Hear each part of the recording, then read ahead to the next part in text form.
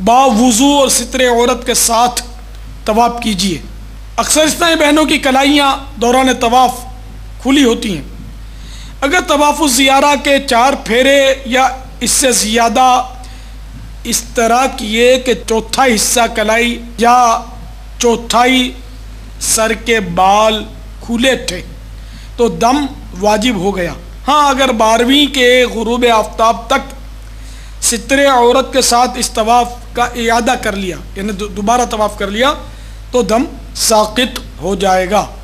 Number 4، اگر قارن اور مفرد طواف قدوم میں اور متمتع حج کا احرام باندھنے کے بعد کسی نفلی طواف میں حج کے رمل و سعی سے فارغ ہو چکے ہوں تو اب طواف الزیارہ میں اس کی حاجت نہیں۔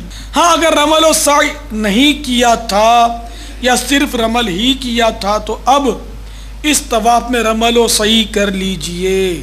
نمبر 5، طواف الزیارہ روزمرہ کے لباس میں کرنا ہوتا ہے، لہذا بعض اسلامی بھائی سوچ میں پڑ جاتے ہیں کہ اس لباس میں اب رمل و سعی کیوں کریں؟ تو عرض یہ ہے کہ اگر حج کے رمل و سعی سے پہلے فارغ نہیں ہوئے تو اب سلے ہوئے کپڑوں ہی میں رمل و سعی کر لیجئے۔ ہاں اجتباع نہیں ہو سکے گا کیونکہ اب اس کا موقع نہ رہا۔ نمبر 6، اگر یہ طواف 10ویں کو نہ کر سکے تو 11ویں اور 12ویں کو بھی کر سکتے ہیں، مگر 12ویں کا سورج ڈوبنے سے پہلے کر لیجئے۔ نمبر 7، اگر 12ویں کے غروب آفتاب تک طواف نہ کر سکے تو آپ پر دم واجب ہو جائے گا۔ ہاں اگر عورت کو حیض یا نفاس آ گیا اور 12ویں کے بعد پاک ہوئی تو اب کر لے، اس وجہ سے تاخیر ہونے پر اس پر دم واجب نہیں۔ نمبر 8، اگر طواف الزیارہ نہ کیا عورتیں حلال نہ ہوں گی چاہے برسوں گزر جائیں۔ نمبر 9، بہرحال طواف زیارہ سے فارغ ہو کر 2 رکعت واجب الطواف بدستور ادا کیجئے، اس کے بعد ملتزم پر بھی حاضری دیجئے اور آب زمزم بھی خوب پیٹ بھر کر نوش فرمائیے۔ نمبر 10، الحمدللہ، مبارک ہو کہ آپ کا حج مکمل ہو گیا اور عورتیں بھی حلال ہو گئیں۔ نمبر 11، 11ویں اور 12ویں اور 13ویں یہ 3 راتیں مینا شریف میں گزارنا سنت ہے۔ نمبر 12، اگر 12ویں کو سورج ڈوبنے سے پہلے مینا شریف کی حدود سے باہر نکل گئے تو حرج نہیں، یعنی اب 13ویں رات مینا میں نہ بھی گزاریں تو کوئی مضایقہ نہیں۔ 11 اور 12 ذوالحجۃ الحرام کی رمی۔ 11 اور 12 ذوالحجۃ الحرام کو تینوں شیطانوں کو کنکریاں مارنا ہے۔ اس کی ترتیب ذہن نشین کر دیجئے۔ پہلے جمرۃ الاولی یعنی چھوٹا شیطان، پھر جمرۃ الوسطی یعنی منجلا بیچ کا شیطان، اور آخر میں جمرۃ العقبہ یعنی بڑا شیطان۔ نمبر 2، دوپہر کے بعد جمرۃ الاولی یعنی چھوٹے شیطان پر آئیں اور قبلے کی طرف منہ کر کے 7 کنکریاں ماریں۔ کنکریاں مار کر جمرے سے کچھ آگے بڑھ جائیں اور الٹے ہاتھ کی جانب ہٹ کر قبلہ رو کھڑے ہو کر دونوں ہاتھ کندھوں تک اٹھائیں کہ ہتھیلیاں آسمان کی طرف رہیں۔ اب دعا و استغفار میں کم از کم 20 آیتیں پڑھنے کی مقدار مشغول رہیں۔ اب جمرۃ الوسطی یعنی منجلے شیطان پر بھی اسی طرح کیجئے۔ نمبر 4، پھر آخر میں جمرۃ العقبہ یعنی بڑے شیطان پر اسی طرح رمی کیجئے جس طرح آپ نے 10 تاریخ کو کی تھی۔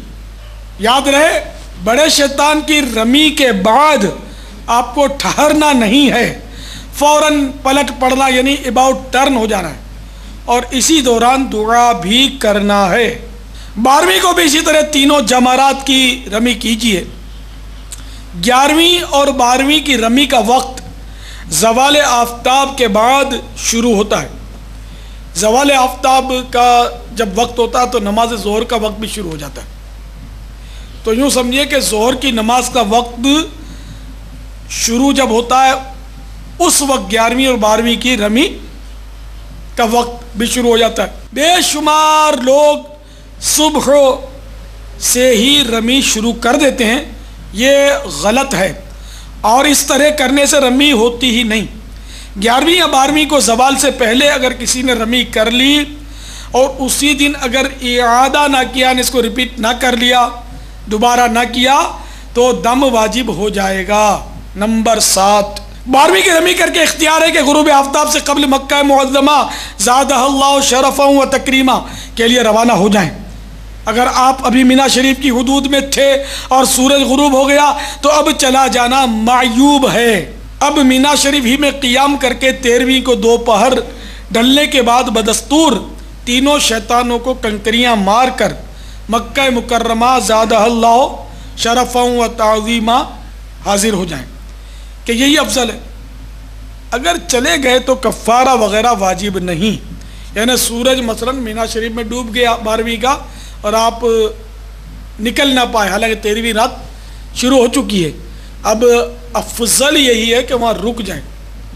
چلا جانا معیوب ہے، گناہ نہیں ہے مگر اچھی بات بھی نہیں ہے. اگر پھر بھی کوئی چلا گیا تو وہ گناہ گار بھی نہیں ہوگا اور اس پر کوئی دم یا کفارہ وغیرہ کچھ نہیں. اگر مینا شریف کی حدود ہی میں 13ویں کی صبح صادق ہو گئی، اب رمی کرنا واجب ہو گیا. اگر بغیر رمی کیے چلے گئے تو دم واجب ہوگا. 11ویں اور 12ویں کی رمی کا وقت آفتاب ڈھلنے یعنی ظہر کا وقت شروع ہونے سے صبح تک ہے، مگر بلا عذر آفتاب ڈوبنے کے بعد رمی کرنا مکروہ ہے. لیکن اب بھیڑ کی وجہ سے خصوصاً اسلامی بہنوں کے لیے، مریضوں کے لیے شاید آسانی ہو جائے رات کو، مگر اب توسیع اتنی ہو گئی ہے کہ غالباً دن کو بھی اتنی تکلیف امید ہے کہ نہیں ہوگی. 13ویں کی رمی کا وقت صبح صادق سے غروب آفتاب تک ہے، مگر صبح سے ابتدائے وقت ظہر تک مکروہ وقت ہے. ظہر کا وقت شروع ہونے کے بعد مسنون ہے. کسی دن کی رمی اگر رہ گئی تو دوسرے دن قضا کر لیجئے اور دم بھی دینا ہوگا. قضا کا آخری وقت 13ویں کے غروب آفتاب تک ہے. رمی ایک دن کی رہ گئی اور آپ نے 13ویں کے غروب آفتاب سے پہلے قضا کر لی تب بھی، اگر نہیں کی جب بھی، یا ایک سے زیادہ دنوں کی رہ گئی بلکہ بالکل رمی کی ہی نہیں، ہر صورت میں صرف ایک ہی دم واجب ہے.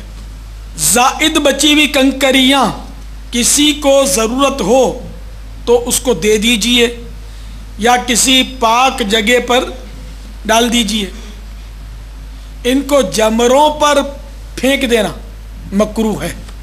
آپ نے کنکری ماری اور وہ کسی کے سر وغیرہ سے ٹکرا کر جمرے کو لگی یا 3 ہاتھ کے فاصلے پر گری تو جائز ہو گئی.